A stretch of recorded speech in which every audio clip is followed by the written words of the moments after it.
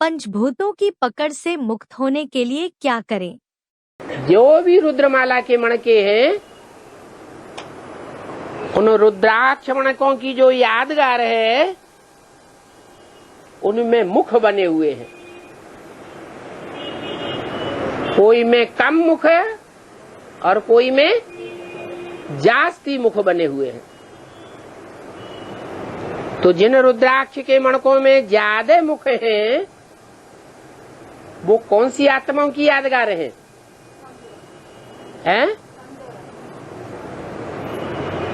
वो उन आत्माओं की यादगार हैं जो बार बार पतित बनती हैं, बार बार अंजाम करती हैं,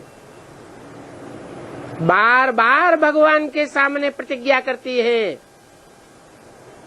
फिर अपनी प्रतिज्ञा पर दृढ़ता धारण नहीं करती है, लूज हो जाते हैं। तब कहा जाता है बनी बनाई बन रही, अब कछु बननी ना। 63 जन्मों के संस्कार प्रबल हैं, तो बार बार पतितपने की ओर आकर्षित कर लेते हैं। निमित्त तो कोई न कोई बनता है। जो निमित्त बनता है, प्रवेश करता है, उसके संग के रंग में आ जाते हैं। आत्मा अर्थात मन बुद्धि प्रभावित हो जाती है। इसलिए बाप कहते हैं,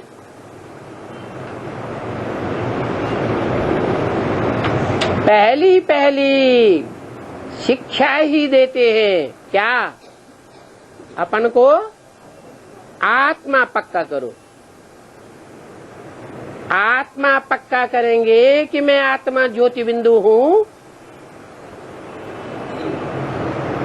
तो जो भी असुर है, संग के रंग में हमको लाने वाले हैं, उनका प्रभाव हमारी आत्मा पर नहीं होगा।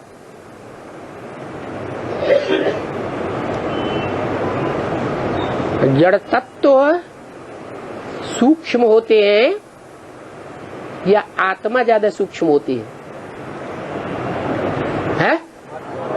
आत्मा अति सूक्ष्म है। जड़ तत्व जैसे एटम है, एटम भी तो अति सूक्ष्म है ना, परंतु वो जड़ है और आत्मा चैतन्य है। जो चैतन्य आत्मा अति सूक्ष्म है,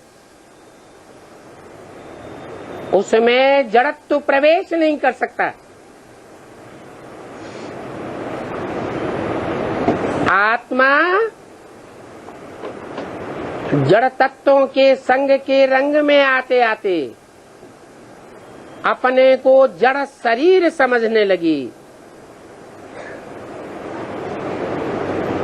जड़ तत्व समझ लिया,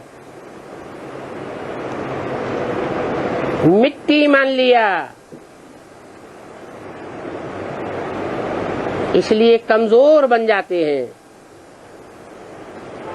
अभी बाप स्मृति दिलाते हैं, तुम कोई जड़ शरीर नहीं हो। 5 जड़ तत्वों से भरपूर तुम्हारी मन बुद्धि आत्मा नहीं है। तुम तो चैतन्य अति सूक्ष्म ज्योति बिंदु आत्मा हो। और जब तुम उस स्वरूप को धारण कर लेंगे, तो 5 तत्वों की दुनिया से परे हो जाएंगे। कहाँ चले जाएंगे? है? परमधाम चले जाएंगे। बिल्कुल इन 5 तत्वों से मुक्त हो जाएंगे। परंतु मुक्त होकर 5 तत्वों की पकड़ से उतना ही दूर जा सकेंगे, उतना ही परे जा सकेंगे, जितना प्रैक्टिस की होगी अपन को आत्म समझने की। अगर आत्मा समझने की कम प्रैक्टिस की है